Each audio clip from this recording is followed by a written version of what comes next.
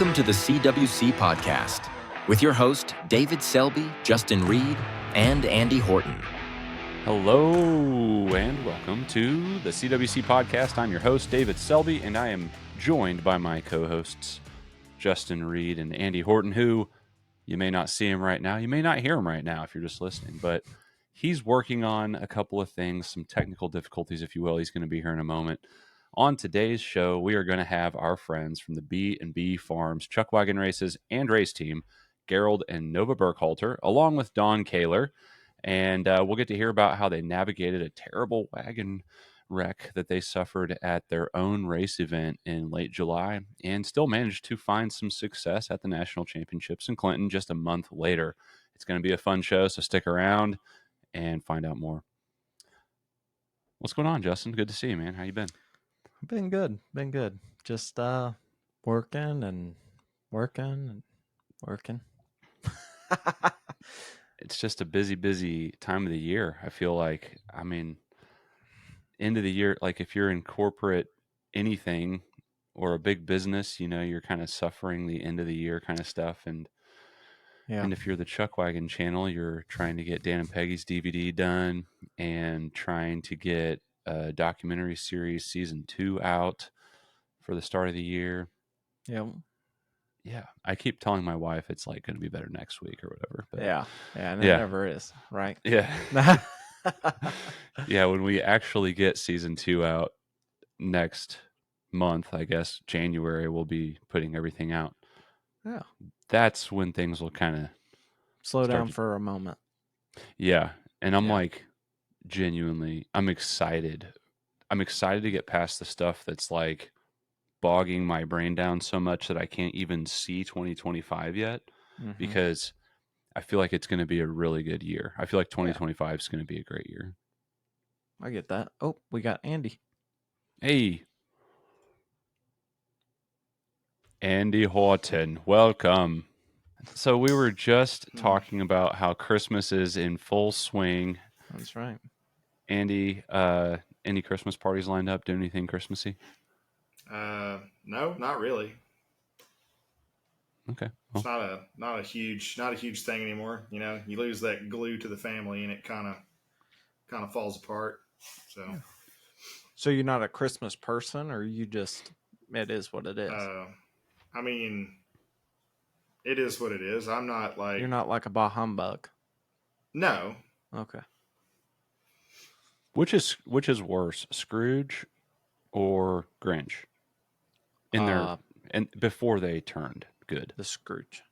Scrooge is worse. Scrooge is worse, yeah. In my opinion.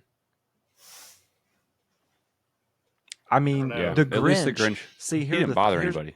Here's the thing: is that the Grinch is the one that made people understand that it's not about the gifts. Yeah. And Scrooge, he himself was evil.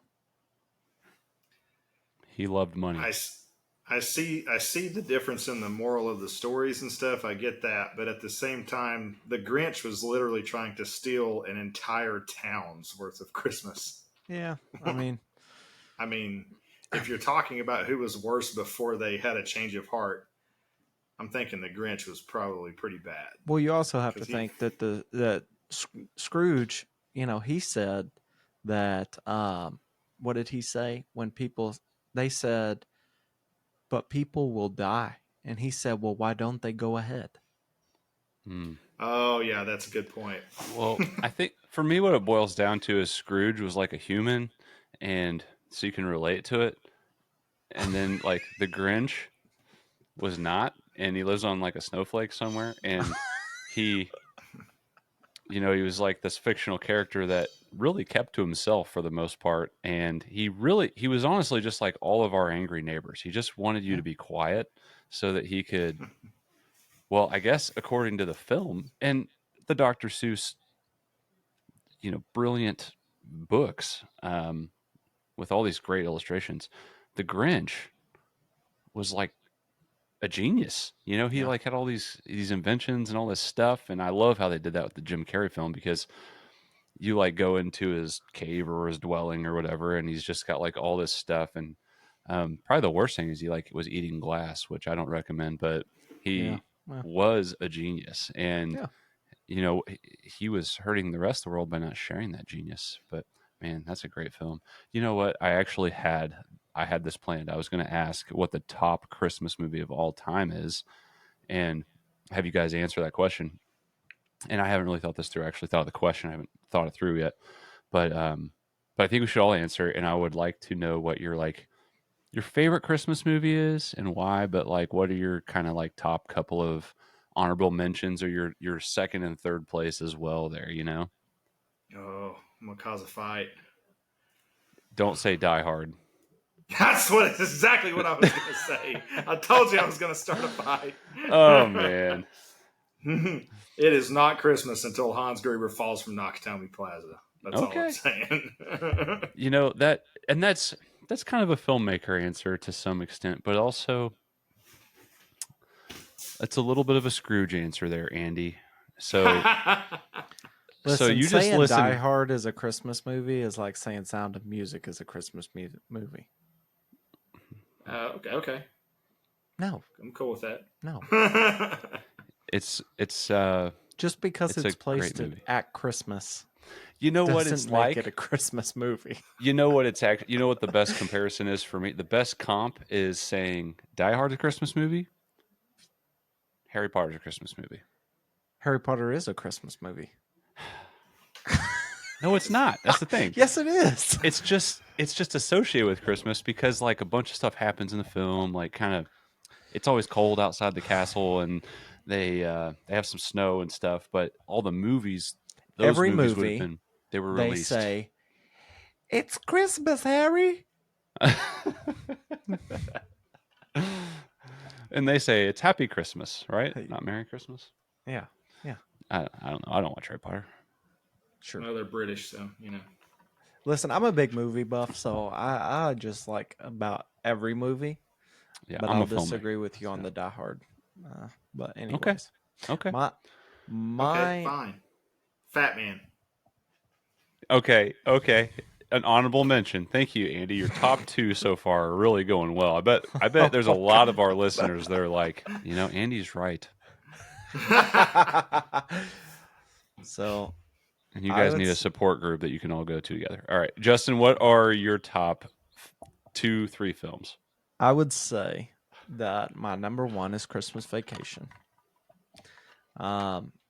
It's hilarious. It's there's there's just so many good parts in it where you just wouldn't think.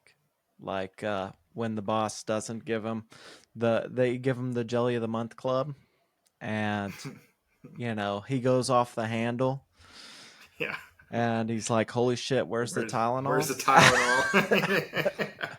Tylenol? And then of course my second, it's a close call. I would say either The Grinch or Christmas with the Cranks. That's a good one. Yeah. Sometimes I feel like kind of proud of myself when I think about how much I like a modern Christmas film, like Christmas with the Cranks is not that old. No. Yeah. And it's very original. It's very relatable to somebody that lives in the Midwest, honestly. So I would say that's in my top 5. I like it a lot right now. But when you go like old school Christmas movies, Oh, don't say it. It's a Wonderful Life. Oh my god. No, that's It's a Wonderful Life. that's not too bad. I really thought you were going to say A Christmas Story. I hate A Christmas Story. I don't know why. I just can't stand it. Can't stand it. Fragile. Yeah. So we all agree. All three of us can agree that film. I won't even Christmas say Story. it. I won't even. No, I don't think we should even say it. It's so over, like just so many people all my life was like, that's the best Christmas movie. That's the best Christmas movie. And Blasphemy. I watched it with Blasphemy. that in mind, and I'm like, This is the worst Christmas movie I've ever seen in my life. And guess what? I would even put Die Hard above A Christmas Story.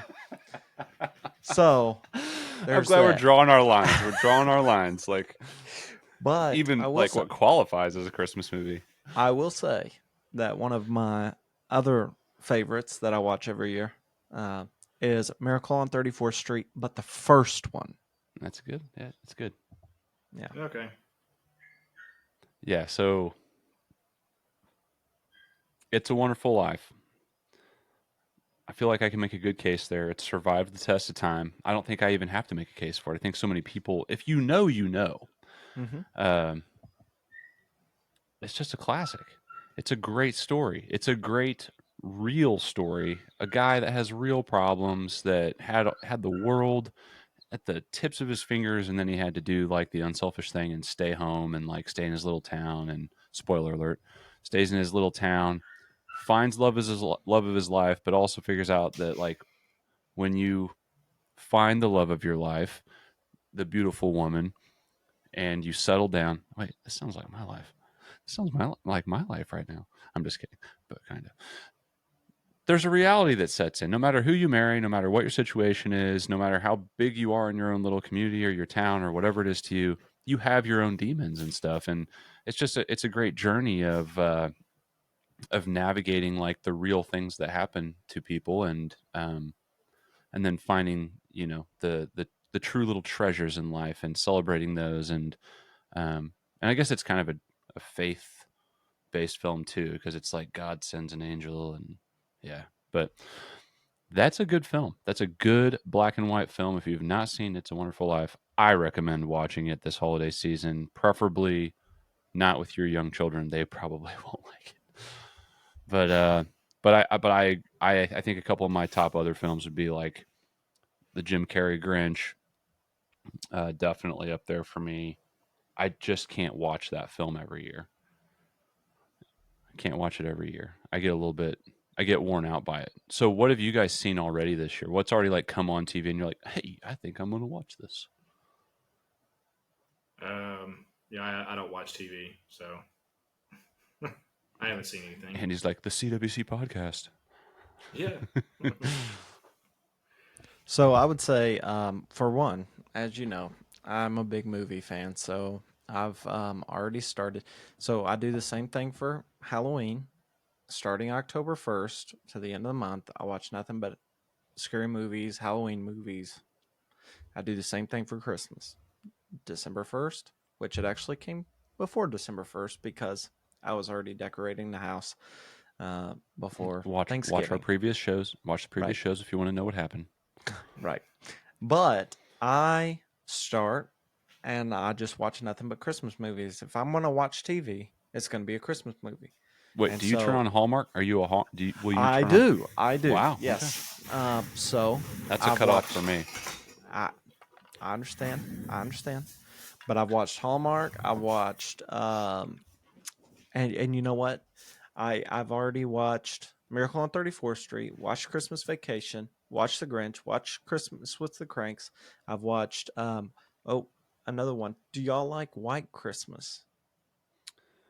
My mom would have that movie on like my mom would have that because that was more like her era like Yeah. my mom's an entertainer or she always was doing ventriloquism being on stage. She went to college for that kind of stuff and so the whole White Christmas thing with who is the It's like Dean Martin and Dean Martin. Is Dean yeah, Martin the main singer in that? it's one of them. Yeah. Anyway, the whole like musical production aspect of that is very much like Yeah. something that my mom loved. That so that was always on. I wouldn't put it in my top 5 or 10, but Oh man, it's so good. it So is good. good. It's good. But yeah, I've watched a bunch of them. But I've also watched a bunch of Hallmark movies because they come out with a new one every Friday night, Saturday night, and Sunday night. So It's like Christmas movie popcorn on Hallmark Channel. It's incredible, I and will say that the not good acting popcorn. is no, the acting is horrible, but there are some decent plot lines. Good plot lines low production quality. Right. They go. That's Now what they're going for. they have great backgrounds, they have great decor, they have great everything for a movie, but terrible acting. Yeah, and I feel like it looks like it's the same two actors, actor, actress, in every single one of them. There are a lot of the same in different movies. Yeah. Yeah. Well, it's They good have a stuff. good rapport with each other. Hey, speaking of Christmas, so last week we had a very Christmassy set for Whiskey Ridge Ranch when they were on the show. If you have not watched last week's episode of the CWC podcast, that is one to go and look at because They they even had an were, elf. yeah, they were extra. They were hashtag extra with their Christmas stuff. Yeah. And they went all out. They pulled Justin in there. They made sure that Justin was on set. Had everybody had their own mic. They had an elf. They had a tree, a roaring fire in the background, and this ridiculous foreground set that almost like made it hard to see everybody because it was so ridiculous. And then, how would you describe that show, Justin? I'm kind of curious to know what you think. I mean, I thought it was a good show. I think I mean the decor was there to the max. Um Yeah. I think the hardest part is lighting, just because there's the fire, lights, everything. But overall, I thought it was great. I thought that they brought a lot of content about what's happening on the ranch, where they want to see it in the next few years, and things like that. And they take those things seriously. They take suggestions seriously, and so I think that all in all, it was a great episode. Yeah. Yeah, no, I felt pretty good about it. And then they did a little something extra with you, didn't they? They did a little something extra. Yeah, they did. They did. Yeah. Did you have that? I think we had that prepared maybe potentially for May- today. Maybe. Um, let's see. Oh, Oh, sounds jingly. all right. If you're watching the Let's- show, you're in for a treat. I was not privy to this. This may be interesting. Gonna do a little share screen. Gonna get it up here. I'm gonna show you guys something. Oh my goodness, what is this? From all of us at Whiskey Ridge Ranch to all of our Chuckwagon racing friends and family, we'll see you Memorial Day weekend. But until then, Merry Christmas, Happy New Year. Whiskey Ranch! Oh my goodness. Oh, Justin, did you just stay there that night? What ended up happening? Well, just about. No, they were very generous. They had cooked dinner and everything. So once we got done recording and everything, and they helped me break everything down, then they had dinner ready and ate. And I think I left about probably 11:30. Wow. So you were Yeah. there pretty late. Yeah, yeah, Well, they are good hosts, They whether were. it be absolutely. their Chuckwagon race or it be a CWC podcast. They treat you good. Yeah, absolutely. They went all out. That was good. That was a good show. If you haven't seen that one, go back and check it out. A couple news and notes here. Make sure you get over and subscribe. Speaking of Christmas, subscribe and relive the ride at chuckwagonchannel.com. It's $11 a month or $99 a year. Saves you 25%. And you can even purchase a gift card and give someone the gift of the Chuckwagon channel this holiday season.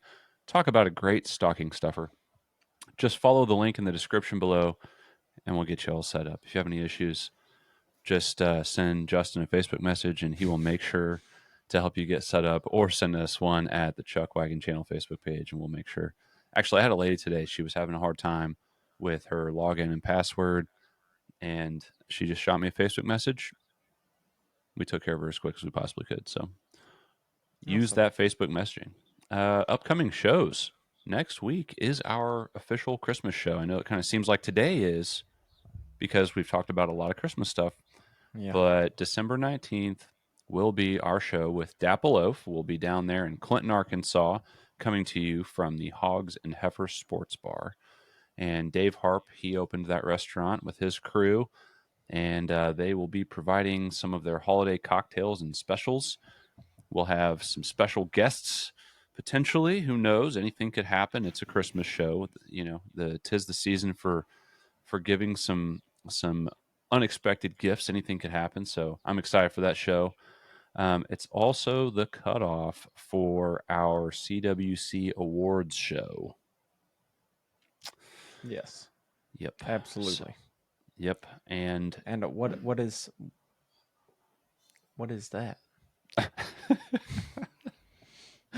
we're going to nail this. We're going to get this one of these days. So glad you asked, Justin. It's an awards show exclusive to the CWC, the Chuckwagon channel, where we will announce the winners in several different categories on the year from some Chuckwagon-based genres within the sport, whether that's the best spill of the year, entertainer of the year, venue of the year, interview of the year, heartwarming moment of the year, most improved, biggest laugh of the year, and the youth award, which will be given away to a young person who we think is deserving of that. We've already had several people fill out the nomination form and send that in. It's cool to see those things and get that feedback. If you get a chance, please go into the description below where we have a link to the nomination form. And it's very, very simple. The only thing you need is an email address so that Google form knows that you are a person with an email address and that you're not doing more than one form. So you'll put your email address in there. You'll fill out the nomination form. You just write in who and why. You don't even have to fill all of them out if you don't want. And then just submit. We will not get your email address. We will just get the anonymous submission. So please go and do that. We really appreciate that. And the people who win will also appreciate it as well. So, yeah. So I think that we are getting close here. Are our guests hanging out in the waiting room yet, Justin? Not yet. Okay. Well, we might have to shoot them a message here. Nova says that they're trying to get on a computer and they're trying to use their There slow we go. internet service. Oh, we might have them. We might be ready. Bring them on in. Hey, look at that. Hey, guys, what's going on? Not much. Everybody just take turns answering. What's going on? Not much. It's going to be a good one. It's going to be a good one. Oh, yeah. Well, I'm going to go ahead. Sure. I'm going to make sure I welcome you guys in properly. So a huge welcome to Gerald and Nova Burkhalter and Don Kaler, racetrack owners for the B&B Farms Chuckwagon races, held in Bryant, Indiana. They're not only hosts to a fun race, but they travel and they race just about as much as anybody in the sport of Chuckwagon racing. And it looks like you guys are coming from the corporate headquarters of B&B Farms Racing. What are you guys up to tonight? Well, sitting here waiting to get on here. This is what we had a little time mix up. Yeah. Yeah. Oh. Somebody's a little sore about the time mix-up. It sounds like That was an hour we had to kill. Okay, that's my bad. That's my bad. So it is an hour later because you guys are on Eastern time you guys are so far away in the North Pole that you're on Eastern time, and so I told them they were coming on at 6:30 p.m. and it was 6:30 their time, but 5:30 I mean, our time. It was 6:30 here, so I didn't lie. I just wasn't considerate, and I apologize. It brought back memories of driving there and learning that there was a time change, and because I got into Eastern time driving there, because it's a very long drive, and I'm in Southwest Missouri, and I remember driving into was it Bryant or the town just Portland. next to it there? Portland. I stayed in Portland, Indiana. Mhm. And I was like, dang, I thought it was going to be late when I got here, but it was an hour later than that. And then it was a long day the next day too, because it was almost like I was experiencing daylight savings time in the bad way, the worst way possible. And then it was a really long day out there shooting, which I didn't even really get to catch up with you guys too much because you had your own issues, much worse than my sleep situation Right. at the race event this year. But yeah, before we get to all that, how's the weather in Indiana right now? Are you guys going to have a white Christmas? I hope not. I don't want any snow. It's been warm the last 2 days, and it has been though. Okay. Well, I was going to ask you what your favorite Christmas movie is, but I think that Nova would probably agree with Andy since she doesn't want snow on Christmas. You're probably a No. diehard person. Yeah. I got you, Andy. Oh my gosh. Yes. So Die Hard is a Christmas movie. I don't care what anybody says. Dawn, any thoughts on whether or not Die Hard is a Christmas film? I don't know about that, but I'm not much into Christmas movies either, so we'll go with it. Team Andy. Oh my gosh. Well, you guys. That didn't go like you thought it was going to go, did it? Yeah. Well, your microphone didn't go like you thought it was going to go, Andy. So there you go. Okay. Andy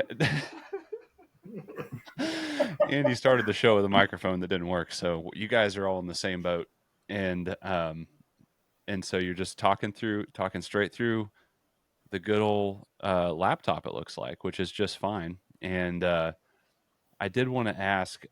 So Dawn, clearing up for our guests here. So you are directly related to the Burkhalters, right? Yes. And so I'm explain a cousin. I'm Gerald's cousin. Gerald's cousin. And Gerald, I had several hundred questions come in from our listeners before this show wanting some clarity on how do you spell your name and pronounce your name. Could you just clear that up for us? Dawn Kaler. So it's kind of like Taylor, but with a C. No, Or for are you Gerald. asking Gerald? Oh, for Gerald. Oh, Gerald. Gerald. Last name or first name? Your first name, because so many people that I talk to, they know who you are. They definitely know who you are. Right? But They just call me Gerald. It's got to be like They like do. your The whole. Southerners call him Gerald. I've been called worse. At what point did you give up actually trying to correct people on how to say your name? I guess I've never really corrected anybody. I just go with it. Yeah, just go with it. Well, if it makes you feel any better, everybody calls me David Shelby, but it's David Selby. And I feel your pain, man. It's the same thing. It just doesn't really matter after a while. A lot of that's Dean Holman's fault, though, isn't it? Yeah, Dean probably should be, receiving some letters. But he's a good guy, though. So, so what are each of you guys' day jobs when you're not breeding and training your animals? Go ahead. I'm an occupational therapy assistant. I work at a nursing home helping the elderly get back home is our goal. I'm a veterinary technician, so I work in a vet clinic about 45 minutes south. And I just try to hold the couch down every day. No, we have semis. We do trucking. Then we haul for Amish too. So we got a mini hoe. We do skid loader work. Pretty much anything to make $1. Yeah, you're a hardworking guy, and I also wanted to know what are each of you guys' main wagon racing divisions that you are in, that you compete in. I do land rush. I'm the driver of the 46s, and I also drive the buckboard, the little bit of B&B teams. I do land rush. I outride for Nova's little bit of B&B team, and then I also drive the B&B Farms buckboard. I just pretty much, I don't know. Usually I focus on the classic, but wherever we try to run colts, so I'll run a lot of green teams. If it's ponies, 52s, or 46s, or even green horses, I usually start out running those. And the you guys you do a fair bit of your own breeding too, right? Yes. And so what does that look like? What does the year look like when do you have a regiment? Like, is there a certain season that you start that you are considering doing the breeding, or is that just kind of like, it's kind of a year-long thing? How's that work? I don't know, Andy. Don't give me that look. And unless they're under lights, it's Well, we try to get them covered in the spring, but sometimes last summer we had trouble getting some covered, and it kind of we missed some. I don't know when we usually start, but It's usually in the spring, but yeah, whenever they come in. we don't put them on lights and do anything fancy early. So Yeah. So when you are specifically thinking, like, I would like to have these horses for this division, do you go out and you breed for that exact reason, or how does that work for you? Yes, we have a 30. I don't know. He's about 36-inch stud. We've been crossing with some running quarter horses. So it takes about 3 years to kind of see where they're going to average out. Like we got 3-year-olds this year. One is already 51 inches. The other ones are about 46 to 48. So those should stay under 52. The one that was 51 inch, it come out of the 16-hand thoroughbred mare. So you guys are keeping it busy. So how did you mentioned that, Gerald, a lot of times your focus is really on, it seems like historically, since I've known you anyways, that you've really focused on the classic. So whenever it comes to the classic division, have you bred your own horses for that division, or do you get those off a racetrack? How do you guys go about that? I used to have a friend of mine that bred running quarter horses, and he'd got cancer and passed away. And when he passed away, we bought everything that was left. And we still got, what, 4 of them? Four. Yeah. 4 of them. Or if we're at a sale or something, we see we usually try to buy them, 2 or under, just because they haven't been messed with, and we like to start them ourselves. So you guys host a really good event up there in Bryant, Indiana, at the end of July every year. So let's talk about how that went this year. We were about a month out from heading to the Clinton National Championships, and boom, Nova goes down. Nova, do you mind kind of recapping what happened that day? Honestly, I have no memory of just seconds before I went down, and I really have no memory until I went into the MRI. That's when I actually came to and started remembering stuff. But evidently, I am diabetic. I'm type 1 diabetic. I rely on insulin. Evidently, when I get stressed, my blood sugar spikes. So that's what happened, and it caused me to pass out. I blacked out, and I just toppled right out of the wagon. Yeah. Wow. Yeah. I was flying the drone, and so we had, running 2 teams at a time there, and it was all close and everything. And that was kind of a crazy moment when that happened. And it really doesn't look, it doesn't look that bad on video, but you're going pretty dang fast, and the ground was pretty hard, and you took a pretty good tumble. And I know that tore you up pretty good. So what were the injuries that you sustained again? I had 5 breaks to my pelvis. They could get 4 screws in, but the front of it, they couldn't get the screw in. So that was a lot of healing. I'm still healing from that one. Yeah, and I know, like, Gerald wanted you to. You've been taking it really easy, just not racing or doing anything crazy like that, right? Sure.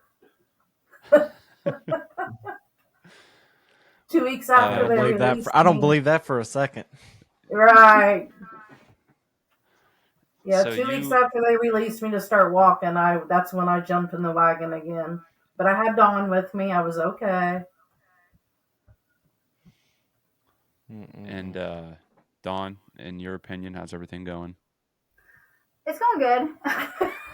I was a little nervous to ride with her, not because I knew she couldn't drive, but for the fact that if something would have happened, it would have been on me at that point if I couldn't have kept her in the wagon or something. But everything went good. We had a good race, so. And even halfway around the track, I did holler at her, "Do you got me?" Because I ain't gonna lie, I was a little nervous, but I just hollered at her, "Do you got me?" As soon as she said yes, I tried to turn them loose. And so just to clarify, that was at the West Kentucky? Yes. Yeah, so you're at West Kentucky first weekend of October, which would have put you into July, September. So you're like, golly, just a couple of months. That's a miracle. I mean, that's all I can say. I mean, that's awesome. Yeah. And I'm glad to see that you're doing better. Are you up moving around? That's, where are things at right now? I'm doing great. I'm back to work. I'm back out in the barn doing the feeding, and I try not to get behind the crazy ones. I leave that to Dawn and Gerald, but I take care of mine because I know they'll take care of me. Yeah. And so I guess, Gerald, we had you, we were featuring the classic in that first season of the Great Wagon Race, the documentary series that we did based on 2023 national championships. We featured you as a top competitor in the classic division. And, how did you feel passing the reins off to Andrea Fralix this year when you switched over to the buckboard in Nova's place? Oh, I felt good. I mean, she's drove that team before. They're pretty much power steering. They know their job. And they do it real well together. I'm just not going to live that down with her outrunning me. I guess my question would be, do you think that you could have run them as fast as Andrea did at Clinton?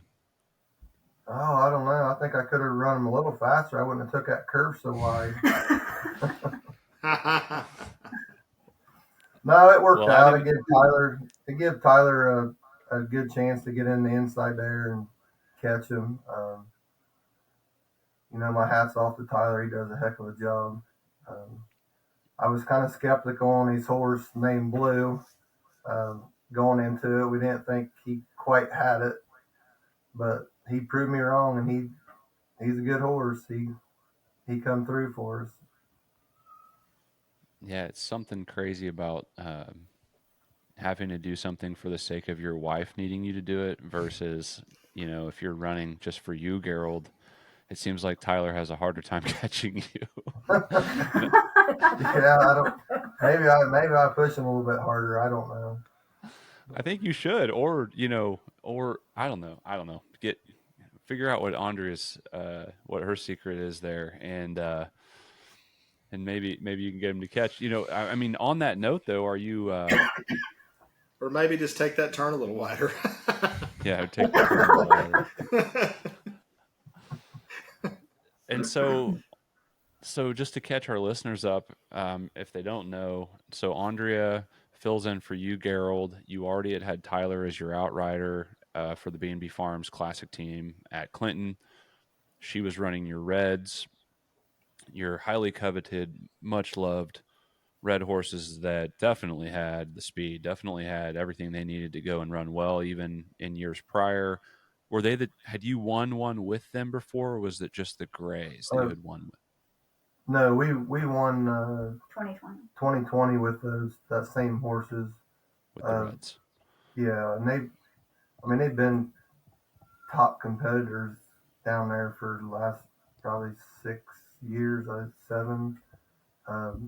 Them two work really good together. Yeah. I don't know about next summer. They're at Dawn's house with blankets on. They're getting pampered. They're getting soft this year. They might be a little soft next summer. Well, I'm sure you'll whip them into shape. And so I guess, speaking of next year, though, what will the team lineup look like? Will you get back into the classic wagon with B&B? Are you going to go ahead and go? Are you going to do something else? What's kind of your plan? Oh, I don't know. I've been thinking of some things. I don't know if I want to tell my secret or not. I don't know if it's going to work. I don't know. It depends on what Andre decides to do. I think Clinton, you got to have 2 rookies on your team to rookie in. I'd like to rookie another classic team in and let Andre drive another wagon. All right, that's cool. And would that be a new team then? It'll be a team that we got. One is ran down her before. He's a big gray horse, and the other one's she's coming 4 years old. Yeah, she'll be coming a 4-year-old.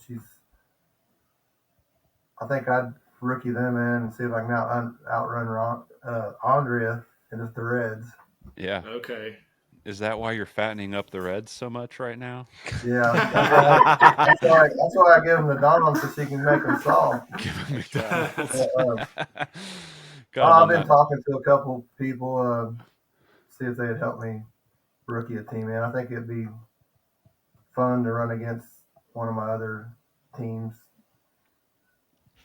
Yeah, well, I know that you are a frequenter of mixing up the stock and pushing things around. I think you're definitely a connoisseur of putting different teams out on the track and trying and mixing and matching and doing different things, and it's pretty neat to see that. I think it makes people who are into the racing aspect of this intrigued by what you do.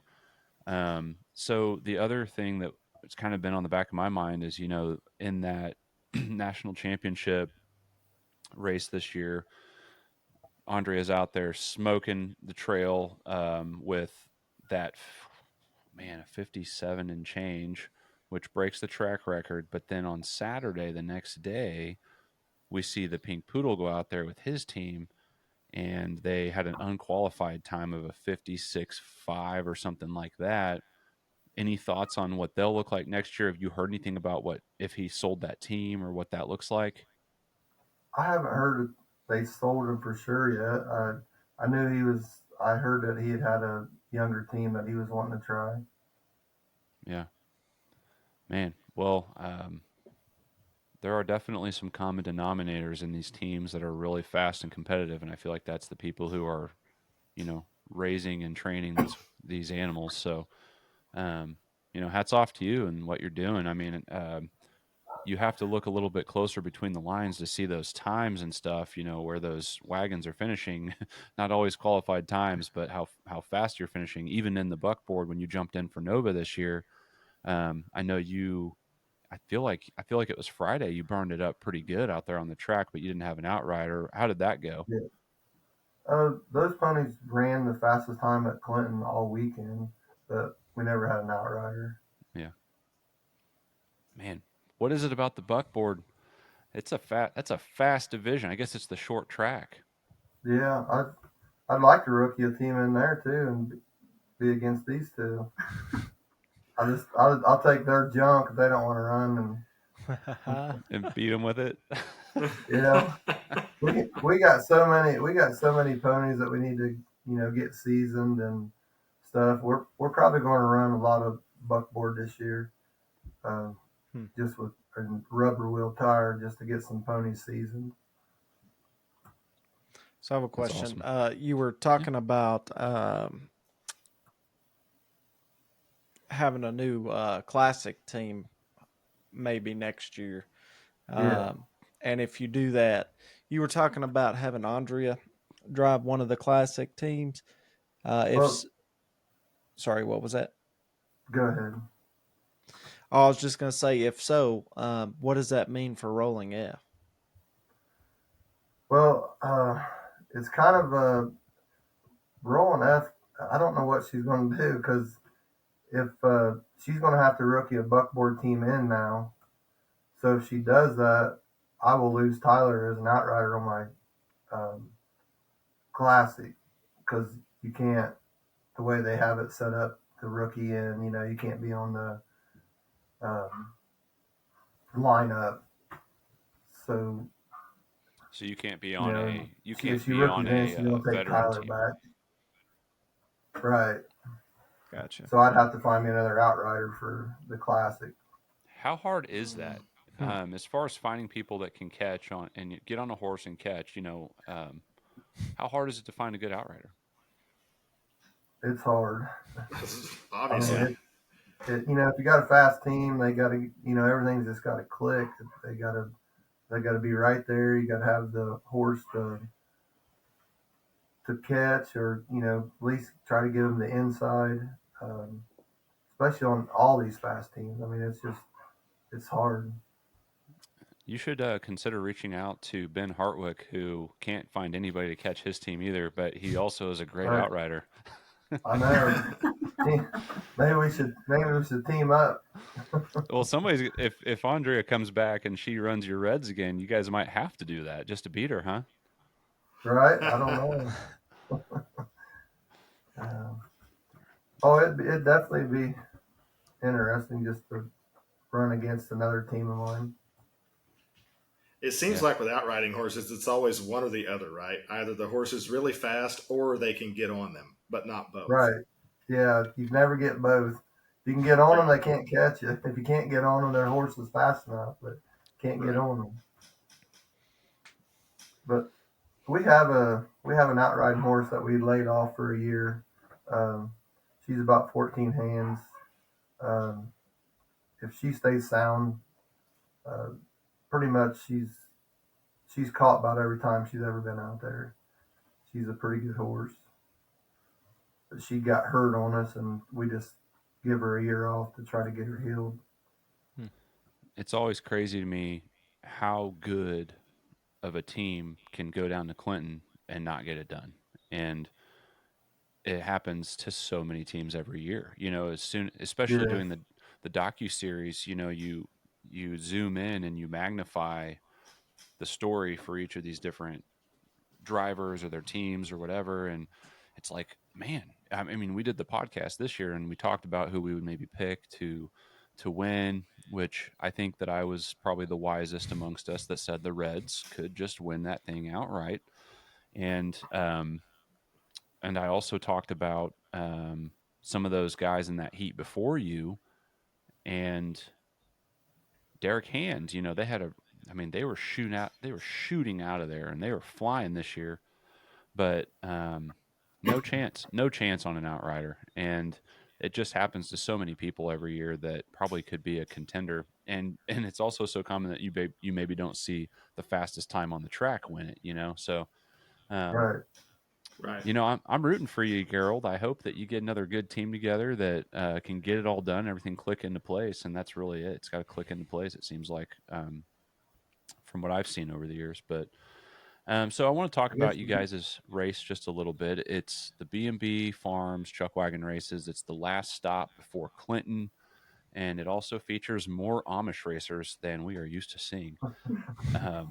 So why did you guys start the B&B Farms Chuckwagon races? Oh man, I don't know where we was. We was sitting around the table one night and probably drinking and talking about racing and stuff. And I said, let's just put one on.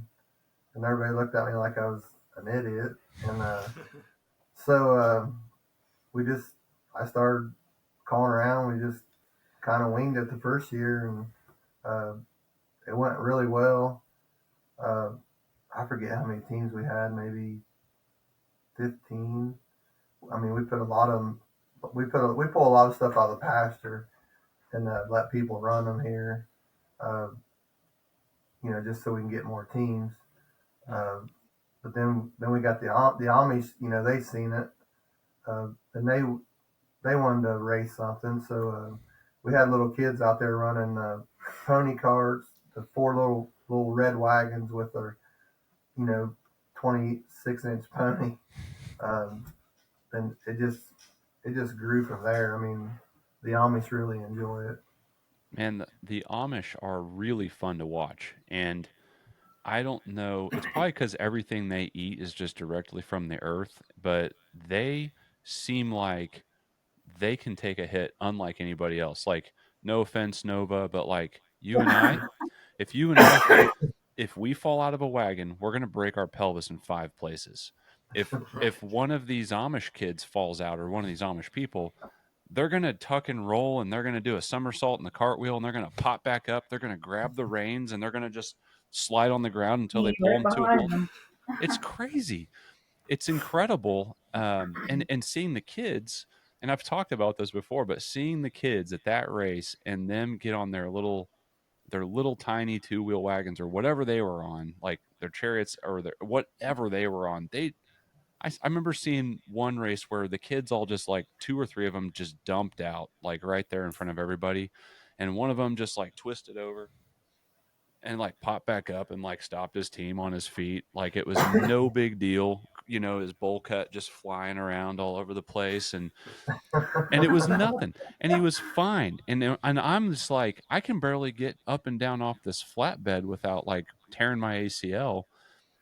And these kids are just insane. It's really awesome to see kids that like it's just in their DNA. Like they're just brought Yeah. up with these animals, and they're all just so healthy, and they were fun to watch. I mean, I recommend 10 out of 10 go and watch the B&B Chuckwagon races because you've got some really athletic people in it. Normally I'm not saying that. You go to Clinton, it's all these veterans. Like if Gerald falls out of the wagon now, he's not much better off than me and you, Nova. Right. So it's pretty cool. It was really fun to see just kind of almost a different cultural take on what was going on in the sport there. So I'm curious to know, at that event in your area, are there like a ton more Amish that you could bring into the event, or do you feel like you're kind of getting a lot of those people in your whole entire area already? We're getting them. It's really hard to get the Amish to commit. Like we try to get them to call in. Uh, we might have a few. We got a couple that they race with us now at the buckboard, and actually an Amish lady ran one of our teams down in Clinton in the 46-inch division, Land Rush, And won the Land Rush. and won it. Yes, but they've been going to races with us. I don't know, the last couple of years. But it's just once they get here and they see what it's about, well then they want to race. So they're coming up to you, hey, can I race? Can I race? So after the first year, we told everybody, if you got a buggy or whatever, just meet in this one area. And what we were doing, we would just radioing up to the names. So if they had a big horse, we would just group them up and we'd just let them run. And if they had a pony, we'd kind of group the 2 ponies up size wise, and they just had a ball. But to get them to call in and to get them a prize or whatever, they won't do it. They're last minute. They see they're having fun, so then they want to do it. Yeah, So man. we just been kind of weaning that. So do you guys hang out with the Amish people a lot? Like, do you understand them on like a deep level, would you say? Yes, there's difference in the Amish. See, some of them they won't even come around a big crowd, or if you got music or whatever. They're old fashioned Amish. The old order. I mean, they'll talk our race up and everything, but they won't come here and watch it. Then there's other Amish that have cell phones. They don't drive, but you can text them, call them. We go to the Amish parties. I mean, they some of them party crazy. We go to the cookouts all the time. I mean, Yeah, they're great cooks. yeah, but I had to teach David about that old order and new order. Yeah, we talked about it. Yeah. I don't know. I've been around them for years, and I don't know all of it, but I know they can get, frowned on if some of them come here and they ain't supposed to be here. Yeah. Man, we got to get. Depends on your bishop. We need to trick a bunch of them to get into the back of that big hauler that you've got and bring them to Clinton next year. Oh yeah. So what is it? what's the incentive to get, I guess, New Order Amish involved with a Chuckwagon race? Uh, I don't know. I mean, we've tried everything. The group that rides, travels with us now. They've even, hey, are you coming? Call in and this and that, and they can't even get them to do it sometimes. Then they show up here, then everybody's calling me or running me down. We want to race, and I'm like, you know, just we usually do it at the end of the race so we can kind of get it all figured out. Yeah, man. Well, That's really awesome though that you kind of just open it up at some point so Right. that it's accommodating to those few people that don't call in. Yeah, because if you get, let's say you got a little Amish boy out there and he comes up and he wants to race. I mean, probably 80% of our crowd's Amish, and they'll get up just hooping and hollering for them little kids. They really get into it then because they know somebody that's racing. But honestly, we've tried everything to get them to be more involved, to call in, and so we can get different prizes or whatever. And they wait till the last minute to show up, so we just kind of go with it. yeah, man, it's so crazy, and I would just love to see more and more of them get involved because it was really fun watching them race, and they're so skilled. Like it's not just like I'm not just pointing and laughing at the Amish. Like that is not me at all. Like they are genuinely so skilled, and they're so tough. Like I just really enjoyed watching it because they Well, they're this year I invincible. tried something different, which I don't know if it'll work. I wasn't here to watch it, but I don't know if you guys ever watched like a straw race at the county fair or something. So Yeah, you basically you'll load 40 bales. Three people load 40 bales in the back of a pickup truck. You go around the track and you unload it. Fastest time wins. So I come up with, okay, Amish have halflingers and stuff. So I thought, let's get a couple hay wagons. We'll put 15 bale down at the end of the track where the starting barrels are, and we'll start them in front of the grandstand. And it's a 3-man team, and they go down, load 15 bells on the wagon, and the fastest person back with all the bells on there. I think that was a pretty big hit, but I don't know if I'll get more involved next year on that or not. Sounds like a lot of fun. I hope so. That sounds really cool. That sounds awesome. I think you're onto something with it because I was there and I filmed it, and it was a long race. It was a one heat long race. I think maybe what I would, this is my 2 cents, do what you will with it. I'd probably drastically shorten the trek across the field to where it's like half as long as what it was. It was probably 200 meters. I mean, it was long. Like the land rush. It was the land rush track, so it was 425 yards. Yeah, yeah, it was pretty long, and they were not moving very quickly. And if one team has any kind of edge at all, they completely blow the other team out of the water, and then you're just kind of waiting. But yeah, I guess I didn't remember that being like a heavy like Amish type race either. No, it wasn't. We didn't have the. I called a couple friends of mine that had halflingers, and I said, "Hey, will you bring the halflingers over here? This is what I want to do." Yeah. Because once they see it, then they want to get involved. But if you try to explain it to them and stuff, I don't know. Well, and the other thing you might do is put it between the two races at your race because I think it was like the last. I think it was the last thing on the schedule. We did do it the last. Yeah, because I didn't see it either. Yeah. I was unharnessed and everything. That'd be a good idea. That'd give us a bigger. But I think this year, I know this year we're gonna have a 2-day race. Oh, cool. Okay. We're gonna race Friday evening, then Saturday. It's wearing everybody out, and it'll give us more time to relax and enjoy, stuff. We got a bigger band coming in this year. That's great. Yeah, you can't do it on Sunday. Right. Yeah, no, and it's so far away. I mean, I admire that you guys do the 2-in-1 or have done the 2-in-1, but I think everybody's coming in Friday night anyway. And the days are so long in July. And I've actually heard a lot of people talking about doing a Friday race. Like I've heard a bunch, but it's kind of surfaced in different places. Like what if? So you guys have the Yeah, perfect race to try that out. yeah, Grant. we're going to try it this year. We're actually going to open the gates Wednesday this year because we uh, we got a little bar about 7 miles from the house, and we ride up there all the time. And so we're going to, Wednesday evening we're going to have a all wagon ride to the bar Oh and wow. eat, and come back. Then Thursday, was it Thursday?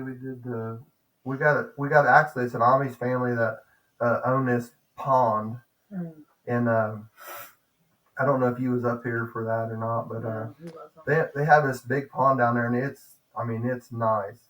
So they come to us and talk to us, so we do a trail ride down there to the pond, and they cooked all the food on open fire, chicken, I don't know what all French they had, fries and all French kinds of fries. Cool. And then once we got to the pond, everybody swam and everything. Kids loved it. The kids loved it. We spent about 3 hours down there before we come back. Uh, that was a real big hit this year, and that was getting the Amish more involved too, because they're basically cooking the whole meal, and they just put a donation thing up there, and they said they made a killing off of it. I Man, mean, that's That's they great. awesome. come out Good. okay on that. So that was a good thing. Everybody, I was kind of wondering, some people don't donate very much, but they said that everybody donated. You know, they they did all right on the food. They didn't lose no money, so we're going to try that again this year. Well, that's one of those places where if you kind of set the precedent, or if you have like an MC or somebody that kind of like plants that small seed in people's head, like, hey, this is donation based. It's giving to something. We want to see how much we can give. We all want, we're a team here, whatever, just to kind of plant that little seed. You'd be surprised, especially when there's like a great value to what people are getting because they're not being charged anything, to do it or whatever. But um, Yeah, that's awesome. No, I think it's great to hear that you guys are opening the gates earlier, that you're doing more events. I mean, that means you guys are trending the arrow's pointing up. So that's exciting. yeah. It's exciting to me. I hope I can get there for more of it this year and see more of Uh, what you're doing because um, we have to market a little bit differently with you guys because it sounds like a lot of your customers don't have televisions. right. Yeah. Let's come up here and drive around with the buggy and. With a Yeah, bullhorn. we need to Yeah. rig something up. Well, the very first year I had our race, Mark Ward come up. Him and speaks his name. He's gonna kill me. I forgot his name. Not Perry. Drove. Yeah, Perry Murdoch. Him and Mark come up and ran mules, and there's Perry sitting there uh, talking to these little Amish, and I don't know, something happened. He said these Amish boys were sitting there not saying a word, and something happened. He said this one just jumped up and started yelling and stuff. He's all excited. So I got to talking to Perry and uh, Mark, and they said, you got a good area here. You just need to draw different people and make it work for your area, and that's what we kind of started trying to do and get more people involved. Yeah. Well, I hope that by having some video leverage this year that you will get more people that are, I personally, I wish it was just like 10,000 Amish people, but I realize maybe you need to advertise a little bit outside of that. But that is where the video is probably going to help. And, and so for our listeners, first of all, I wanted to say, I think this year was the 4th year that you had that, right? Yeah, this will be our 5th year coming. So 2025 will be the 5th year. And Yes. for the first time ever, we're going to try to leverage that with the video powers that we have and the fact that we've been there and we've captured it now. That just gives a lot more leverage to do more local marketing and stuff like that, which, we want to help. That's part of what the Chuckwagon channel is about, is helping to grow the sport. And so I'll be excited to kind of have those conversations with you guys as we kind of get into the summer and see, what are some little things we can do to kind of grow the event and to help you on that kind of that local marketing campaign a little bit, because you guys have a great event. You got a great venue there. And I mean, that was my first time, but that was the first time you guys had used that spot for the race, right? That was the second time. Second, okay. We had the first year we ran the track the other way, but we was running out of space for spectators. So I turned the track a little bit. That's why Nova said she fell out of the wagon. She had plenty of room. I thought everybody liked the track, but it was a tight squeeze at the end. It gave us more trailer space where people could get around the track because we was running out of room. We're kind of limited up here on room, but we just really outgrew ourselves almost. Yeah. Well, so will you kind of widen that corner where the finish line was next year? Nova's like, yeah. Nova wants us to, but I think we might maybe try to run the track in a little bit of an angle, because if I do it like we used to, I lose so much space because we get back into the parking and stuff. Well, I did love that you were one of the very, very few tracks that could finish every race at the same finish line. How great of an advantage that really is, I don't know. I guess it depends on what you have to work with, but I thought that it was great, and I love it for the spectators, despite the fact that when something rough happens, it's right there in front of them, which, all of the wrecks that happened in that area were right in front of me with the camera, and I was like, oh, like the gal that fell off of her outriding horse. I was like, I watched that again the other day and I just I turned my camera slightly away from it because it was kind of rough, it was just right in front of everything. But and she was fine. She just passed out, but she was good. Just got a few stitches. Just got a couple stitches. Might have got kicked. But that was our goal when we first started this, or mine was, I wanted everything to start and stop in front of the grandstand. I think you start there, they get to see the start and kind of see the whole race, and you come back through. We just been pretty lucky to have that. I want to see the first track that does one of those Hot Wheel loops, kind of like that. That would be cool. You've got the Amish that could probably pull it off, and I would love to see it. I would pay big money to go see that race. That'd be a good idea. That'd be something. I'd be thinking about that all winter now. How I can gosh. Thanks, David.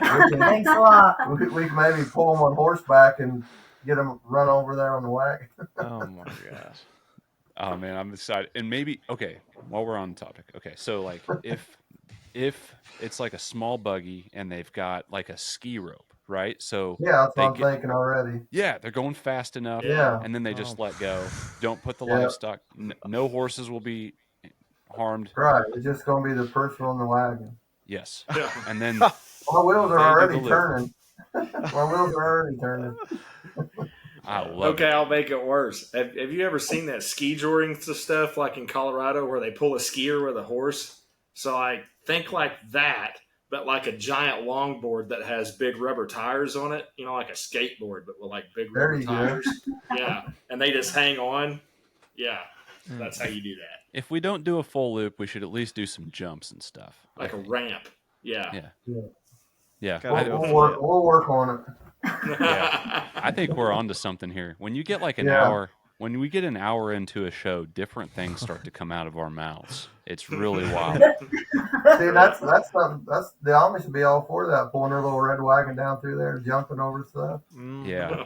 There's going to be some, we may not be able to do some video marketing with them, but we're going to do some reenactment marketing with them. And we're going to come up, we're going to drive up to their farms, and we're going to do some cool reenactments, and they're going to be like, ooh, must go for this. Right? Yes, I'm excited for it. Well, okay, let me look through my notes here. I know, okay, so before we let you guys get out of here, so what's the outlook on the buckboard next year for you guys? Dawn, I want to hear from you a little bit more here. What's stuff looking like as we're going into 2025, even looking at Clinton out there, what might be happening for B&B, a little bit of B&B next year? Well, we're going to go after it again. You'll see us in Land Rush. You're going to see us in buckboard. Like Gerald said, you might see another buckboard or another classic team coming too. We have a lot of stocks. We have a lot of young ones coming up. So we're going to try to bring them out and get them exposed and seasoned. It's awesome. And when did you get started Chuckwagon racing, Dawn? I got started, it would have been six years ago. My dad was going with him a lot and helping work the horses and stuff. And they're like, "You're really going to enjoy this. You should try it." And once I did, I was hooked. Yeah. So here I still am. Poor girl. I love it. I really enjoy it. It takes up a lot of time. We're constantly working in the summer with our full-time jobs and working stock till like midnight and then doing it all over again the next day. But it's something that we really enjoy, and that does help. When you enjoy it and the stock enjoys it, it makes a big difference. No, I love that. I love the attitude that all of you guys have. I mean, you are well traveled as far as going to races and being a part of the sport. And other than really what the Trump train's doing with all their crazy travel, you guys are the farthest traveled people out of anybody. I mean, you are packing up a semi-trailer worth of stock and bringing it around and doing all kinds of stuff. I mean, I'm not even going to open that can of worms right now because we'll be here for another 20 or 30 minutes talking about it. But I know that you guys travel really well. And, as fellow Chuckwagon race, as your peers in the community, even though none of us are great Chuckwagon racers, I mean, except for Justin, because he's been on a Chuckwagon. We really appreciate what you guys do for the sport. Yeah, he's been in a Chuckwagon. He's two Chuckwagons. Okay. So, yeah. Listen, you don't know how dangerous it is flying that drone, okay, around that track. We got to watch out for people and children, and that drone. I should shut up. I shouldn't say that. So I kind of want to give you guys the floor one more time here. 2025 coming up. What are we looking forward to in 2025 for B&B Farms Chuckwagon Racing? That's all you. Well, we're just going to try to get some colts out there, and like we, you talked about before. We put different ponies with different ponies or horses, because not every pony or horse will run with. They kind of gotta click together. So that's why we mix stuff up a lot. One pony might run with this other one, or this pony might work better with on the inside, or just different things. And we try to figure that out at home, but it don't always work,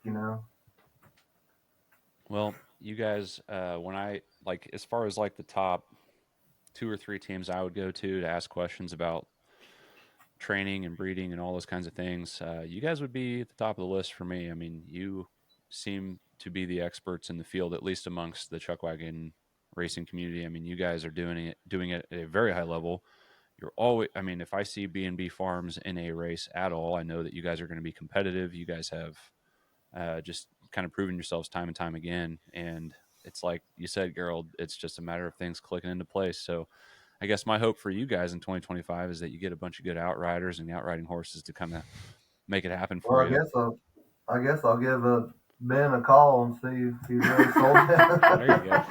Hey, if that happens, you heard it here first, okay? Right, okay. You might want to ask him first, see if he'll do it for us.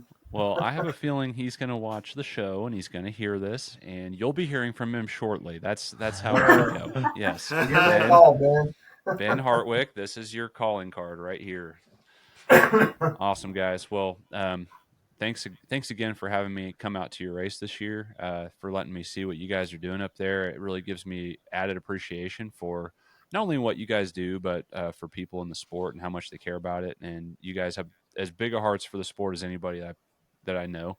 And thank you for coming on the show tonight, taking the time out of your busy schedules, and just kind of sharing some of your thoughts. So I'm looking forward to helping you grow your event more this next year to see what we can do to keep on making the sport even bigger and larger. And I guess all we have to say is Merry Christmas. Merry Christmas. Yes, Merry Christmas to all of you. Thank you. Merry Christmas. All right. Yep. Take care. And I look forward to seeing y'all next year. Yeah, we'll be seeing you. Are you going to come down to the banquet? You going to come down to the banquet? No, I don't think we're gonna make that. Oh, well. When is that? That's coming up. January. It is 1 month from Christmas Day. It will be on January 25th. So if you don't get what you need out of Christmas this year, you've got a month to plan, and you can get down there into Benton, Arkansas. And have you been to that before? No, we talked about it once, but we never have been down there. We've been to Bentonville, but Hey, I went last year for the first time. I really enjoyed it. I know that this year I'm going to enjoy it a whole lot more. The association is growing, and it's a great turnout. And they throw a good party down there. It's about as good as you can do at the end of January. So I recommend it. Sounds good. Really appreciate you. Thanks so much for being on the show. And yeah, we'll be in touch here. Tune in on Thursday whenever we put it out there. All right, Dawn, hang up on me. I'll let Dawn do it. Well, that was fun. I think like any good interview, it took a little bit to kind of get it worn in, like to get going. But man, those guys are a wealth of knowledge when it comes to all things Chuckwagon racing. I'm going to try to go this next year. I'm going to try. I think it'd be a sight to see.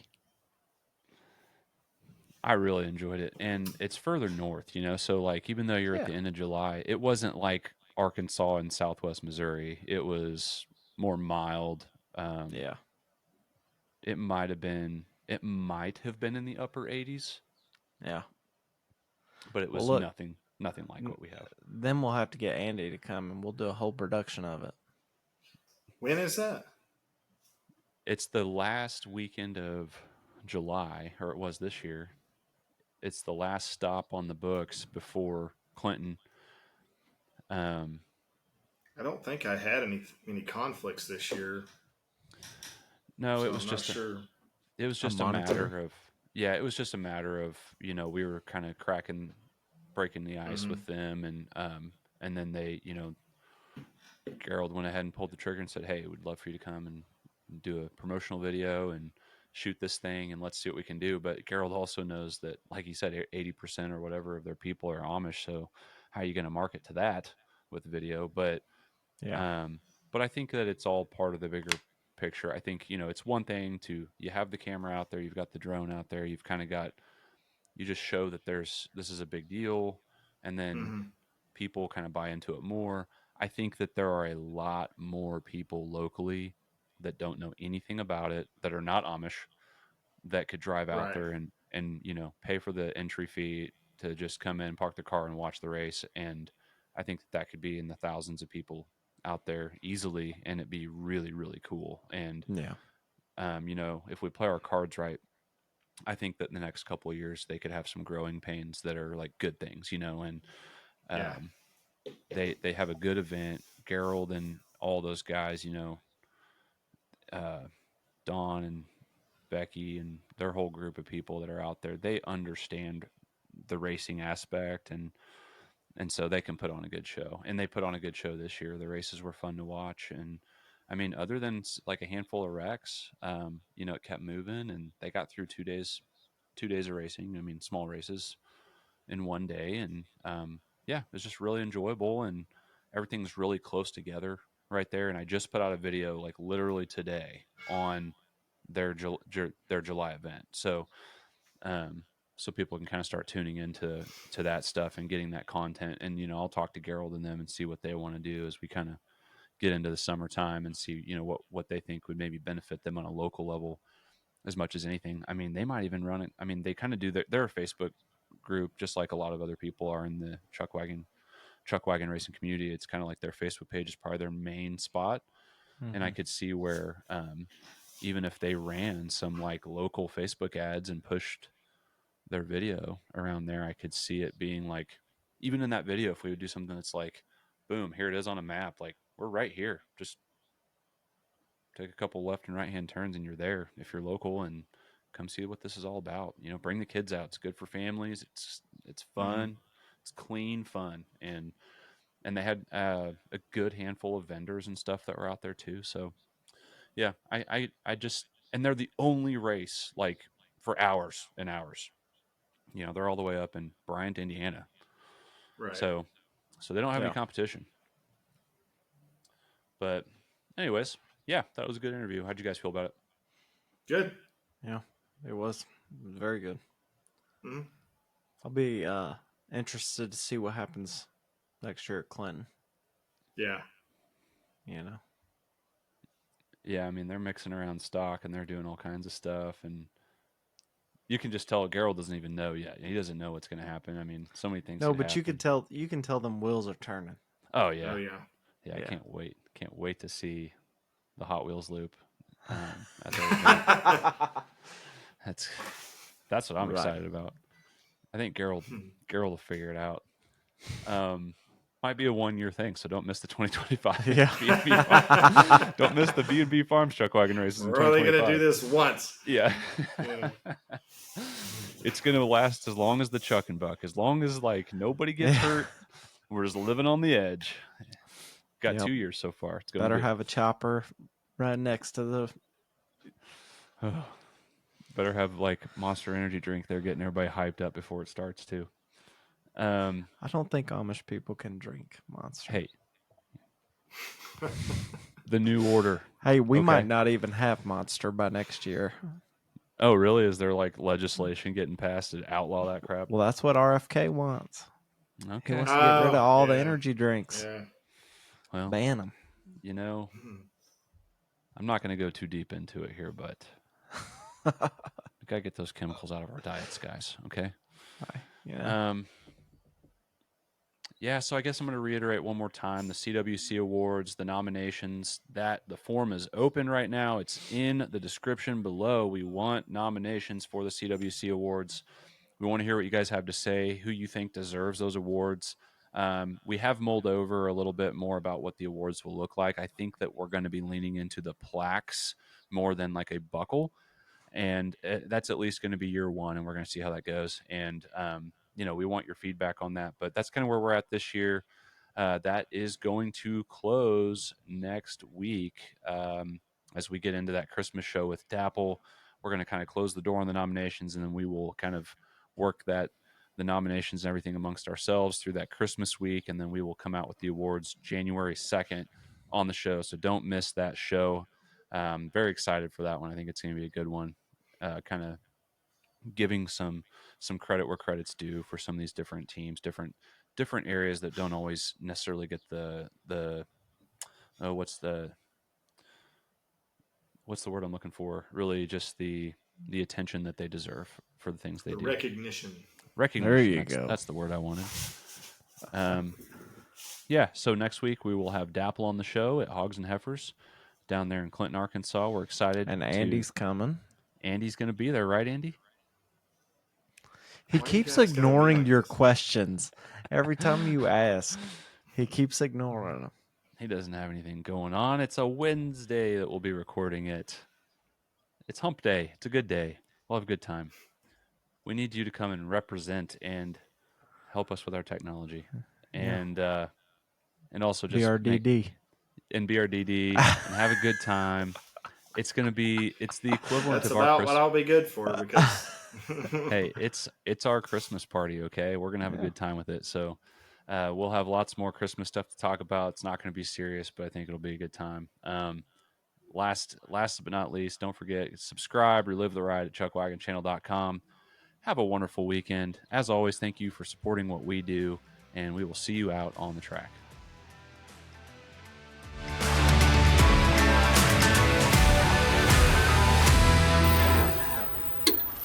Thanks for listening to the CWC podcast.